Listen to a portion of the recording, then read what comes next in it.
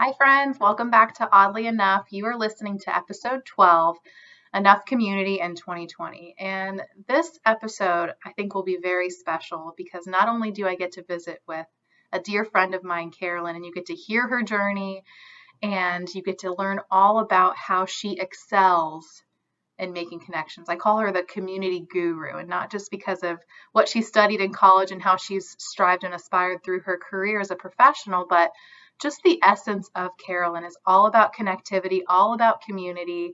And we'll hear some really fun stories of how we got to know each other and also where Carolyn has been over the last few years and how she's implemented her purpose of staying connected and her purpose of community in her personal life as well.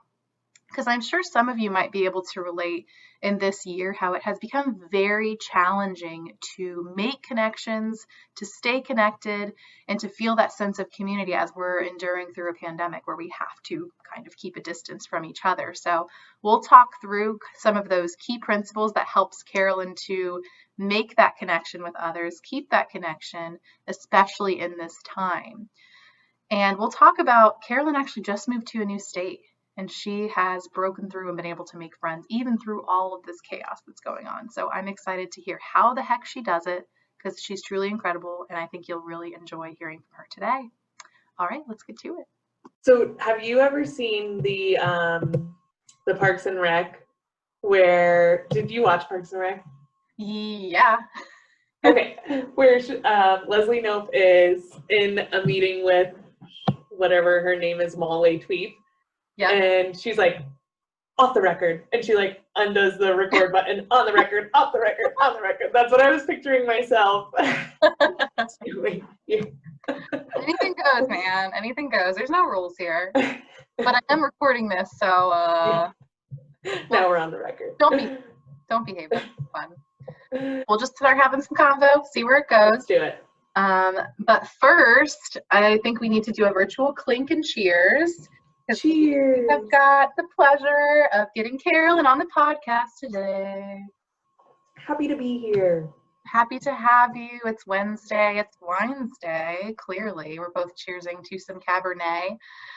But when I was thinking about having this special series and thinking of doing kind of getting the frame of mind of the year's not over, right? We've got a lot of year left, even though it doesn't feel like it. I looked at the calendar a few weeks ago and I did the math on my hands. We have 15 weeks and now we have 13 weeks left in the year. And with that in mind, I was thinking there's a lot of negativity going around in the world right now, just with the state of the world. And it's not anybody's fault to have those thoughts because it has been a crazy year. So it's no wonder we're ready for next year, right? We're ready for that calendar to roll to get into next year. But the more I was thinking about it, I was like, man, I've got some really awesome friends and resources at my fingertips that just have some really great outlooks and perspectives that I've enjoyed having you in my friendship circle because I am privy to that perspective and to those conversations that we get to have regularly. But I don't want to be selfish and I want to share that with my friends. So Carolyn, thank you for joining today. Of course, it's an honor, a true honor. So glad to have you. So Carolyn and I go way back to my freshman year, my sophomore year, freshman year, and we actually first crossed paths in English class.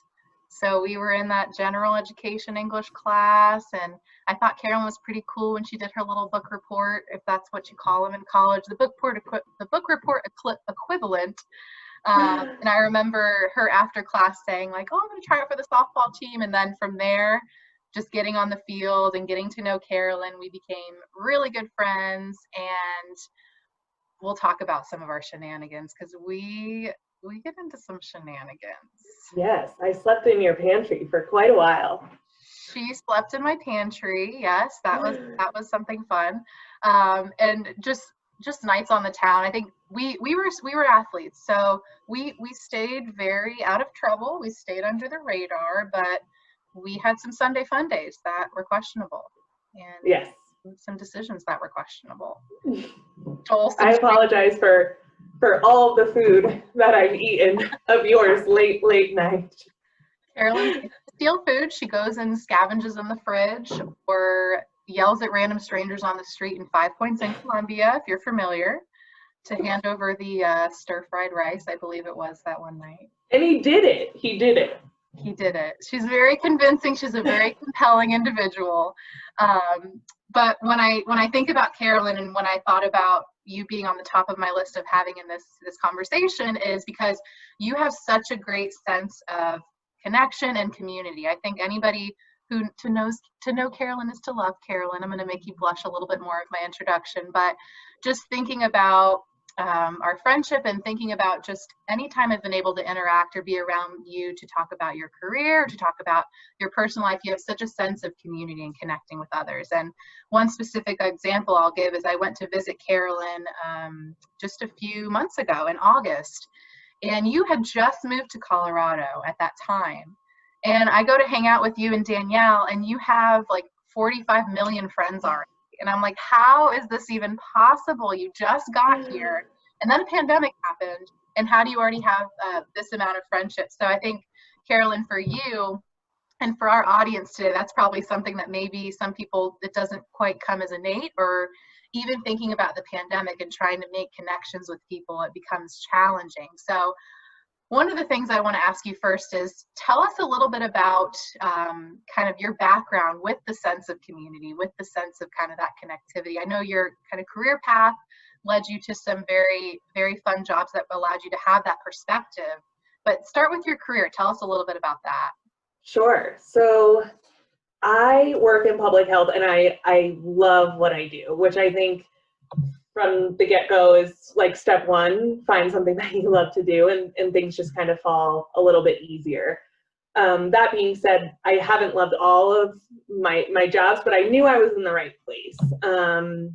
And with public health, so for so long, people didn't even know what public health was. And now, especially with this pandemic, everybody knows what it is, which is a really kind of cool awakening for everyone, and really cool for me to see. But in order for me to be like really successful at my job, I have to build community with the people that I'm serving. And it's crucial for me to like build trust, to listen, and to keep my word as like a public health servant. So I used to work for a hospital system, and we would do something called a community health needs assessment, where you survey a large group of people in your area around their health habits. And it was my job to create programs to fill in those gaps based on the survey. So my job is like always to keep my eye out for those connectors, like those trusted people within the communities who are just doing everything. So they work in town, but they lead a women's group, and then they're coaching their kids on the weekend, and they're just really invested in the community success. And then it's my job to build relationships with those people. So one, I can speak to them about how to to them about how do I effectively deliver a program to your community, and actually listen and take notes and not just provide lip service. And then two, hopefully have them speak to their community, encourage them to be engaged. And that's what I'm doing in my current role now. But it's a little bit different. Oh my gosh, sorry. That's what I'm doing in my current role now. It's a little different because I started in a pandemic, and I'm working for the government. And now I'm just asking people to meet virtually. I have questions prepared for them. I always make sure I'm prepared. Like if I want to make a partner, I need to make sure I'm prepared to speak to them. I do my background homework. And then I'm asking them questions about themselves. I'm asking questions about how we can partner. And then I'm asking them, how can I elevate their work? Because that is so important.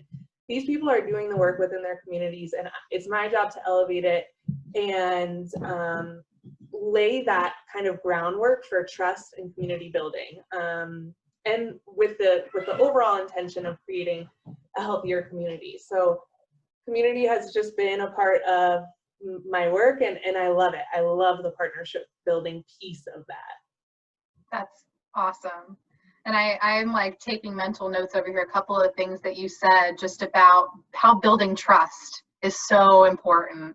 And is that kind of that first impression when you're having your first interaction with maybe a new partner, a new potential partner, a new potential project, that first impression? Yeah. Oh, and exactly. And just, I mean, I'm coming in, they don't know me. in my new position, they're like, you're a government worker. What are you doing here? And I have to be like, hey, I'm on your side and I'm here to listen, and let's work together to see what we can do together. And it takes time. Like, it's not going to happen after the first meeting. It takes lots of time, and me checking in, hey, how are things going, and getting personable. And I've been calling it smart vulnerable. Like, how can I get vulnerable fast with them so that they know me as a human and I can continue to build trust. Kind of very intentional with that pathway to trust, right? Starting with that first impression, building along the way as you go to then say, okay, I've got that partner. And I think the way that you described it was cool to say, well, now they're my ally and they are kind of on the inside, and I have a person that's in there that can be honest and trustworthy with me and give me the intel that's going to help me to serve them better. Exactly. And they ask me questions like, what's going on with this? And then I'm able to say, like, truthfully, this is what's happening. And I can tell you what I can do for you. And I can also tell you what is not within, like, my power to do, because I'm like a yes person. I want to please everybody. And sometimes I have to take a step back and be like, if I want to continue to build this trust, I cannot overpromise, especially in the current role that I'm in. That makes a lot of sense. And I'll put you on the spot and see if you have any best practices. But you mentioned you started your role in the pandemic, so that's a very unique situation. So tell us what that's like, and then also how have you found any ways to connect? Have you thought of any kind of creative ways to still build that, even though you're at a distance and not able to be physically in the room, which is probably where you shine, if I know. Yeah. Carolyn, I know and love. So how have you overcome that? Yeah, so I'm starting in my new position was tough. I'm not going to lie. I feel like I do the best in person, and when people get to see how I like work, I feel like that's where I kind of build trust, not only with the community, but with my supervisors and my colleagues. So it took time. But one thing, like, I had a meeting the other day with some important people and really trying to gain their trust, and I've had a couple meetings with them individually, but I was bringing them together as a group. And I did an icebreaker, and I'm not saying like icebreakers are the way to build community and trust, but it's a good way to start. Mm-hmm. And for this particular group of people, I asked about food, because food is cultural and food is family and food is friends. So even something simple as like, what do you love to make or eat? Because I know I'm not making anything, I'm just eating stuff. What do you like to make or eat with your family or friends? And that's how we started the meeting. And it was a way for people to learn about each other. And again, that's smart vulnerable. Like, how do I get vulnerable fast and start learning about the person on a personal level? And then we can get to work. But always making sure, and a mentor taught me this in one of my previous jobs. She was like, don't just jump into the work. Like, you have to kind of like get everybody warmed up. And those conversations before the meeting starts, those 3 to 4 minutes before the meeting start, are crucial. So don't be looking down at your phone. Don't be talking about the agenda. Like, connect with people. And I take that with me wherever I go. Yeah, I think that's great. It's utilizing that time to your advantage, and then probably weaving it into whatever icebreaker you do, or even at the end of the conversation. It's like, you said that you're going to the beach this weekend. I hope that's great. And it's fostering that new relationship when it's so vulnerable at the beginning, right? You're not sure about this person. And exactly. And even with the recipes, I wrote it down, because we're going to meet in person one day, and I'm like, I'm going to bring red velvet cupcakes, because someone said they like cupcakes and someone said they love red velvet cake. Like, I'm going to mash it together. And those are the mental notes I take. So again, how can I build more trust? I think that's a great point too, because just like talking from the learning field that I come from, sometimes you do an icebreaker or an engaging activity and you're like, all right, next, and you move to the next slide and you're like, why did we do that? But the fact that you're doing something that's building the connection, when you talked about food is culture, it's family, we're making that connection, we feel nice and warm, and we're open to having a nice conversation now. But then even being able to bring it in later to say, like, I didn't just randomly ask you that, like, I was going to use that. So I think that's really cool. I love that a lot. Awesome, Carolyn. Well, you had mentioned before, and I had mentioned before too, how you just have an impressive apt for making connections in your personal life as well. So I mentioned recently, so you and Danielle are both native Jersey girls. Yes. So I had the pleasure of, I moved to Jersey after a little bit after college, and Carolyn had returned back to her home city. So I was able to connect with Carolyn there. And then you and Danielle, your girlfriend at the time, but now you're all fiancéed up. Yeah. Cheers to that. Cheers again. Yes. So you and Danielle, I got a little too excited for that one. So you and Danielle decided to move across the country and start fresh. What was that like decision like, and what has your world been like since then? And just kind of your, how do I find my people? How do I find my new group, right? Even though you've got a full group too. Shout out to the Jersey squad. You got some good friends there, but you've got such a great way of making those connections. So tell us a little bit about that. Sure. So Danielle and I just kind of sat down one day and we were like, we want more. And we didn't know exactly what that meant for us. But we were both in positions. She was, had just finished grad school, and I was working at a hospital system, but had put in my time and was looking to move on in my career. And she was like, what if we start just looking around the nation? And I was like, let's do it. So we were looking in Philadelphia, we were looking in Denver, we were looking in Austin for a little bit. And I said, we decided, like, whoever gets a job first, that's where we're going. And Danielle got a job out here in Denver, and I quit my job and came out and got a job shortly after, which was nerve-wracking, but it was just an opportunity that I felt I couldn't pass up on. And then we both, Danielle and I, my partner, have a friend each from high school who lives out here in Denver. And luckily, Denver is a city that has a ton of transplants. So there's definitely some luck built in here too. Mm-hmm. But we met one person, and then we would go and meet another person. And I'm thinking about your episode of, like, say yes, because we said yes to everything. Like, anytime anyone asked us to go out, it didn't matter if you were tired, we would just say yes, and we would go because we knew it was an opportunity to make more friends. And then really working on building those personal relationships. Luckily, here in Denver, you go on, like, long camping trips. So there's, like, lots of drinks by the fire, you're spending lots of time together, and it's really a great way to kind of get past the surface level, which is what, like, I know what feeds kind of like my soul, and I know that sounds cheesy, but it's getting past the surface level, and it's really getting to know people. I really love that.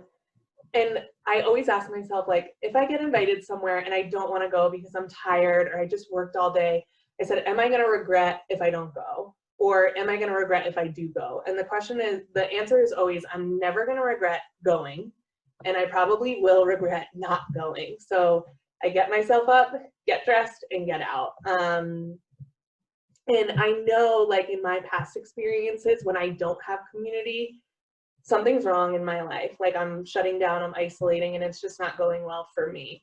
So even, like, my interests outside of friends, like CrossFit or yoga, they're so built around community. And I just know that that's what's important for me. So I always try to find ways to expand that. And then recently, Danielle and I separately joined Bumble BFF, which I highly recommend. A friend recommended it to us. Oh my gosh. But yeah, and we were really nervous, and it kind of feels like you're dating again, and which is kind of exciting for us because we've been together for, like, over 5 years now, so it kind of felt cool. But it was a BFF version. And we wanted to build our queer community out here. We were just like, we had some people at home, and it's just important to find people who have similar life experiences. So we've gone on a few dates now, and we've met some amazing people, and it is nerve-wracking to have to chat with them. And like I said, I do better in person. So I'm like, can we just meet? And I'm like, oh my God, I'm coming on too strong to my new best friend. But it has been such a positive experience. And even people that I'm like, okay, they were cool, but I probably won't be friends with them again. I did not regret that at all. So those are the things that I kind of look out for, of, like, how to connect and how to build those relationships with people. That is really cool, Carolyn. I love that. I had heard very briefly. I remember you sent me a picture of your outfit. I think you were, what was it? The Magic School Bus inspired outfit. What's her name? Miss Frizzle? Miss Frizzle, yeah. So I knew some of that, but that is really neat. I like that you are seeking seeking a community, right? It's always about how can I find people that are like-minded? How can I find people that think differently than me too? So we can have a kind of well-rounded perspective, a well-rounded thought, especially as you continue to serve the community too. In your role, you're probably always thinking about that. But I think it's so important from a personal perspective that you're always seeking that way to connect and taking a pulse check to see how we can continue to engage with people around our community. That's awesome.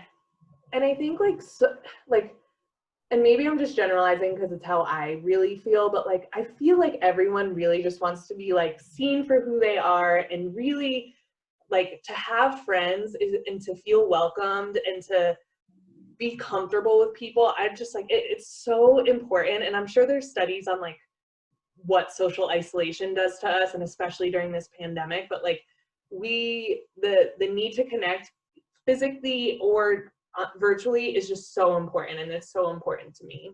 It is, and I wish we could be more honest sometimes about that, because it's adorable that you're like, I was nervous, like it was a date and it's a friend, but it's like that feeling that you get the butterflies and you're like, I hope it works out. And I think oftentimes we always try to play cool, like, oh, we're tough. We don't have those feelings. Sometimes it still feels like I'm in middle school and I want to eat lunch in the bathroom because I'm so nervous to approach a group of people, but we all have those feelings, and we all have that sense where we want to feel that genuine human connection, right? Yes, exactly. Danielle and I would leave our Bumble BFF dates and we're like, okay, do you think that went well? I thought that went well. Do you think we should text them next? I'm not really sure how to navigate this. I mean, it's so funny what we do to ourselves. And the couple is probably doing the same thing in their car on the way home. And it's like we play this game when all we want is friends and to feel that comfort of knowing someone cares about you.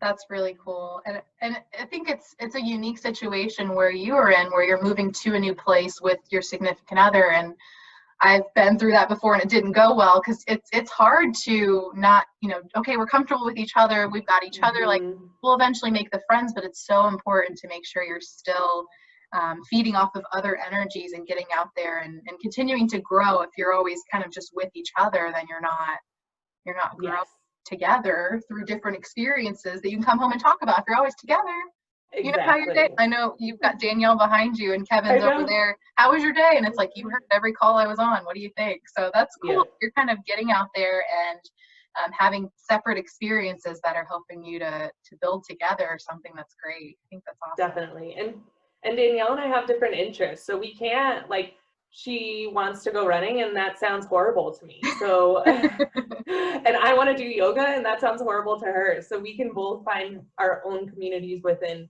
and then build upon that and then merge everything together into like one big happy family, which is awesome. That's great. Oh, so many good stuff. So Bumble BFF. Bumble BFF. I mean, if you're looking for a date, you can just download Bumble, but Bumble BFF, if you're looking for friends, I recommend it. Strictly platonic. Yes. Okay. And then I've done Meetup before. A Meetup's kind of a similar thing where you're getting out with like-minded, or I like this sport, or I like this activity. So that's always a good one too. Yes, definitely. And I haven't done Meetup out here, but I've done it back in Jersey. And again, have had nothing but really positive experiences. And things are awkward in the beginning, but like everyone just needs to get warmed up a little bit and keep showing up. Like, don't expect things to hit off right on the first Meetup you go on or the first Bumble BFF date you go on. Like it takes time. I really like that you mentioned too, just that you were in a new place and you were saying yes to everything. Because when you're embarking on a new journey or when you're seeking something, you've got to show up to find it. So I think that's so great that you were able to implement that. And now you've got a great friend group that you're like, okay, we've got our group, but something's missing. Now I'm going to go seek that something that I feel like could enhance me as a person. Maybe I can do some service to them likewise. So yeah, that's definitely powerful. We're getting deep. I need a drink. Yeah, same. No, that's good stuff. I really like everything that you're saying about that, because I've felt that before. As I said, kind of being in a new city, it's very overwhelming. It can be very scary, and you can dig yourself in a hole, or you can do something scary every day until it's not scary anymore, and then you've got your group of friends. And it makes me think of, and my sister just moved to a new city, right? So she moved to this new city, and right away, it's winter, so nobody's going outside. Nobody, she goes outside. She's the only one out there because everybody's, indoors drinking whatever warm, hot toddy, but nobody's going to the bars and nobody's out and about the parks. And so when she first got there, that was the case. And then right when it starts to get warm, guess what happened? This pandemic. So I'm going to put you on the spot, Carolyn, and I'm going to say, if you were to give Haley some advice about her situation, because she still has, where it's pandemic and now she's trying to do the meetups, but they don't exist yet. She's trying to do this and that. What advice would you give her? Yeah, my connecting guru, what you got for her? Of course. I mean, I think there's ways now, especially like we're not getting to the cold weather yet. I'm not sure what it's like in St. Louis right now, but Denver's it's still pretty warm. To find things that you can do socially distant, like playing tennis. I know Haley loves to play tennis. So like, even if she joined Bumble BFF, and now I sound like I work for Bumble BFF, I don't. Myself now. I'll be plugging your podcast at the end, I promise. If she put that on her profile, like looking for someone just to play tennis with, that's something that you can do where you're still like physically distant from each other and can still have a connection. So finding things that you like to do and then finding ways to incorporate people, I think is a really great and easy way to do it. And not easy in the sense of making friends is easy, but like the work prior to is not too much. So that would probably be my first piece of advice. And Haley's like so awesome. If people don't want to be her friend, that's their loss. And, and as long as she is herself, and as long as any person is herself, that's who you want to attract, right? People who get you and understand you. So I'm sure she's headed on the right track. I think that's a good avenue. I don't know if she's tried that yet, because then you could attract a wingman or a wing woman, and then you're out on the prowl on the town when everything gets lifted, and you're in a good place to exactly paint the town red, if you will. So I like that. Great, thank you. We'll relay that over to her. No, but I definitely, I was just chatting with her the other day. I was like, I'm gonna weave this in here somehow. So glad we got to talk about that. But really, just this conversation was awesome because I selfishly wanted to steal you so I could learn how you do it, because I've been in that place where it's hard to make those connections. And a lot of the times it's the stories I'm telling myself in my head of like how it's not going to work out, or I'm going to look dumb, or, and I've had those moments where I make myself sick and then I'm like, oh, I can't come, I'm sick. And the second I'm not going anymore, I'm not sick, like my stomach feels fine. And I'm like, I just made myself ill with this theory and the story in my head of how I can't go out there and make friends, or I can't connect. And that's a very real feeling, right? Yeah, definitely. And I think about even before I first met a group of people, and you mentioned I was dressing like Miss Frizzle, and that's what I called myself. But that's who I am, right? So I could have gone and been like, I'm going to dress not how I usually dress, and I'm going to try to put on this front, and I'm going to make myself really nervous and put a lot of pressure on myself, or I'm just going to show up as who I am, which is like frizzy haired, a little bit weird style, and I'm just going to be me and hope that they like it. And if they don't, like I said about Haley before, like then we're not supposed to be friends, and that's okay. Like I know I'm not everyone's cup of tea, and not everyone's my cup of tea, and that is totally fine. Mm-hmm. That was a great message. I 100% agree. And that's exactly it. If they're not going to meet you where you are, then they're not the right, and there's so many people out there to make those connections with. So that's, you got to show up as yourself first things first, right? Yeah. And I reserve my judgment too, right? It goes both ways. Like I'm asking them not to judge me, and at the same time, I'm not going to judge them if on like the tiniest little thing. Like I am not dating this person. I'm not trying to form a relationship where we're living together. So if they don't check every single box, as long as they're like a loyal friend, like you have my approval, and I want to be your friend. Like you don't need to fit into this ideal of what a friend should look like or what a person should look like. Yeah. That's so good. I'm going to have to listen to this back immediately and take so many notes, because you're just blowing my mind right now.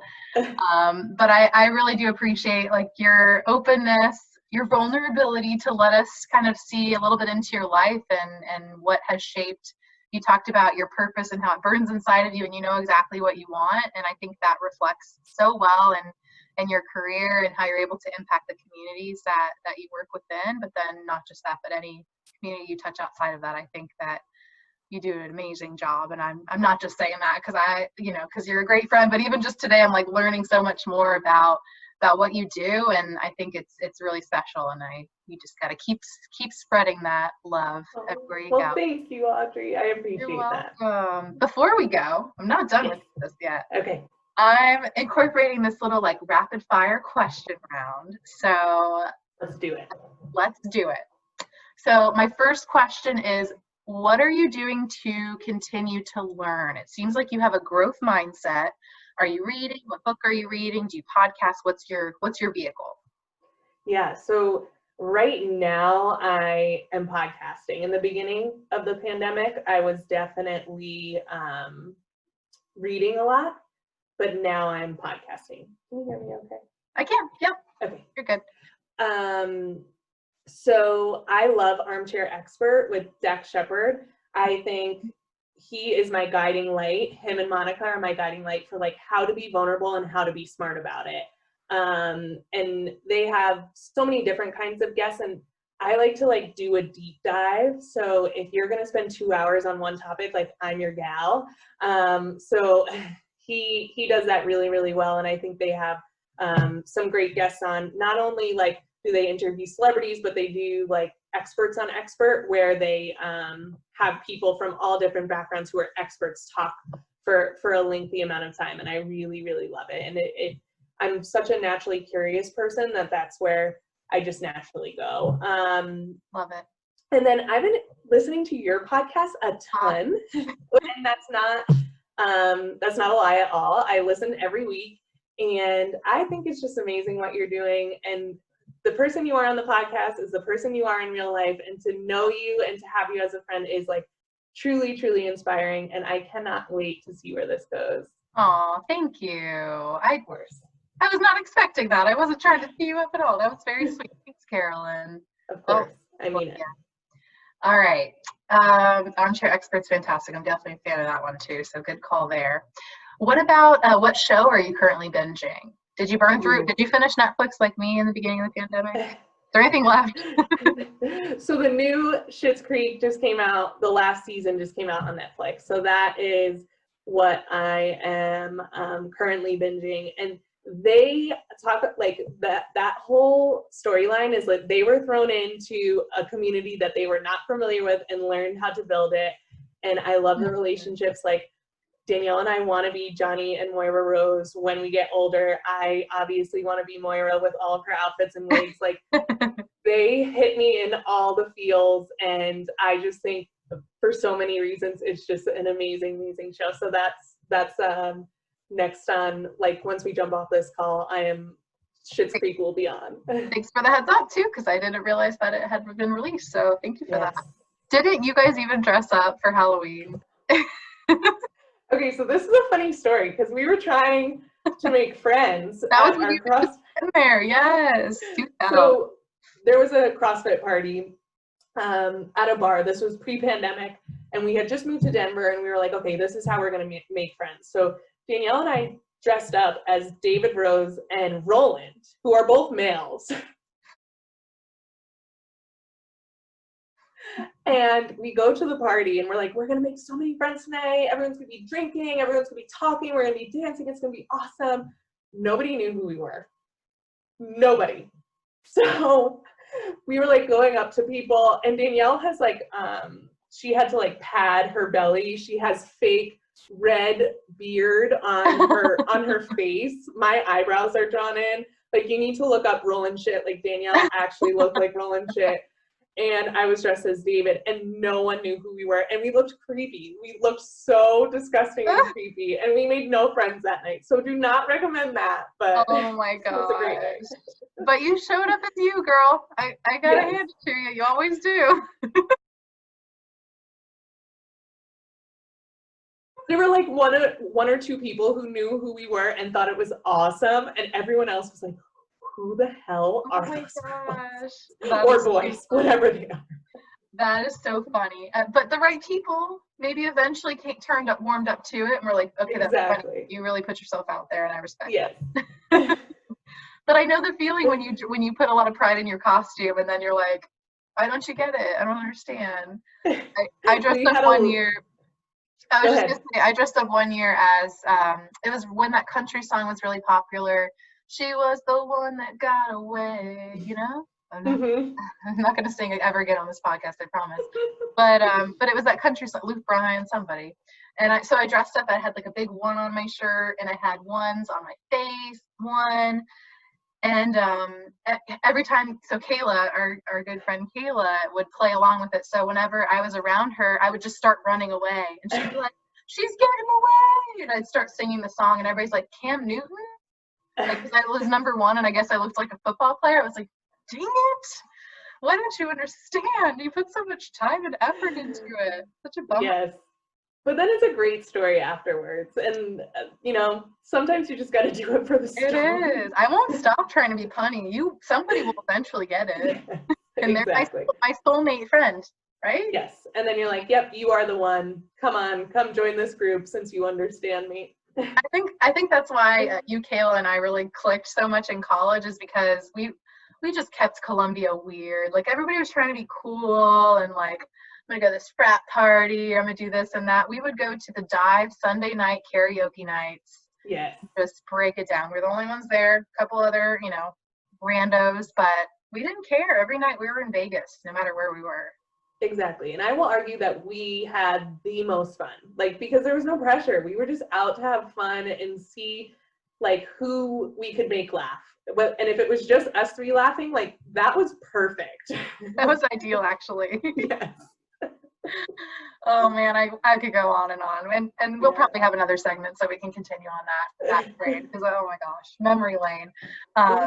But no, absolutely love it. And I was gonna actually unpack real quick too. You mentioned CrossFit a few times. Is that really, like, I've heard that's the way to make friends too? Is that tried and true? Would you say the CrossFit? Yeah, it's interesting. Just kidding. It's a minor cult. No, I'm totally joking, but CrossFit's so important for me because after I was done playing softball, I was like, I'm done with competitiveness, and I started doing yoga and doing a lot of yoga, and yoga was so great for me for a really long period of time. And then I got that competitive itch again, and I was like, I need to do something where I can push myself. And CrossFit was that. And I think it's the same people who show up for the same class every day.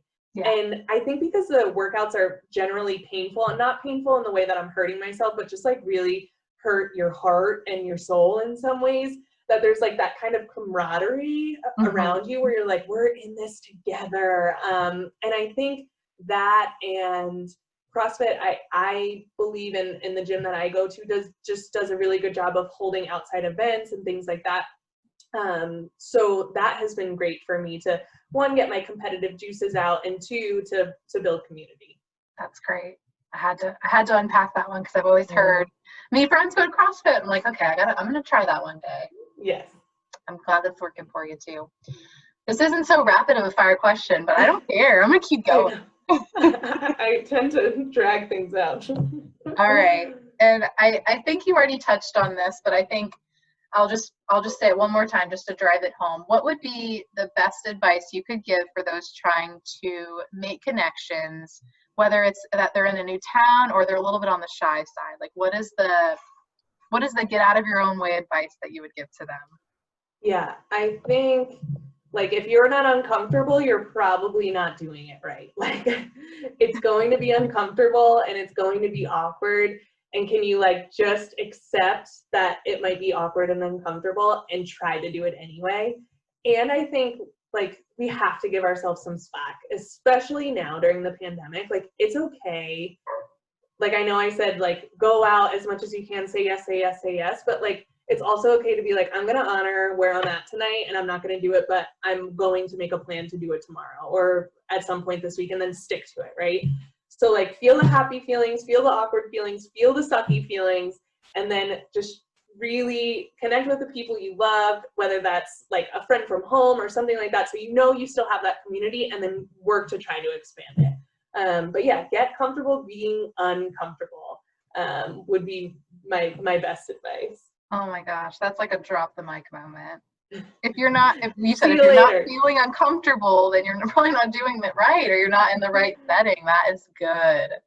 Yes. That is good. That is relatable. I definitely think that that's something that we can all take away from. If this is your specific situation or your area that you need to work on, be uncomfortable and work through that. And I like that you even added that caveat of, if you're not feeling well today, mental health, self-help, self-care is so important too. So check in with yourself, but make that plan and stick to it. And know, Carolyn's not going to be uncomfortable and I'm feeling the butterflies, but this is a good sign that something great could be on the other side of these butterflies. So definitely. And I love analogies. So someone once said, like, when you put something into your body, like a foreign object, your body naturally rejects it, right? Like, it's like, get this out of me, even if it's like great medicine for you.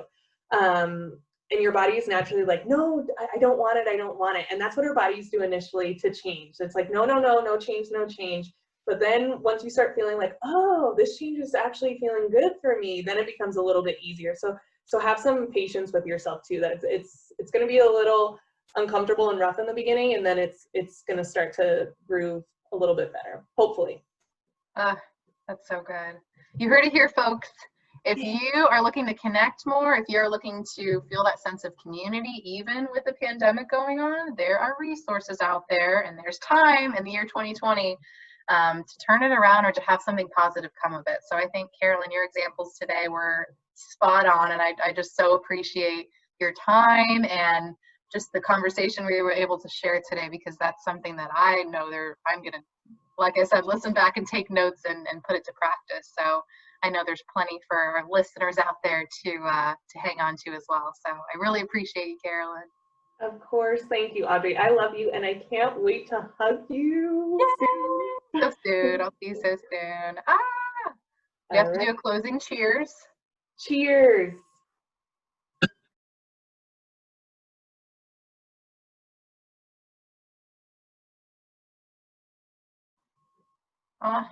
To my first podcast, not yours, but mine.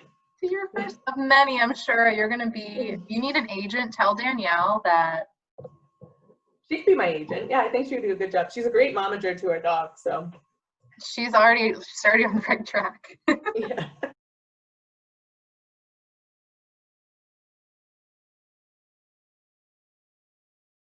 Kayla. Oh, good. Hi, Cora. She just came up on my desk. Hi, pretty girl. So happy to be here. She made her cameo. Now we can carry on. Yes.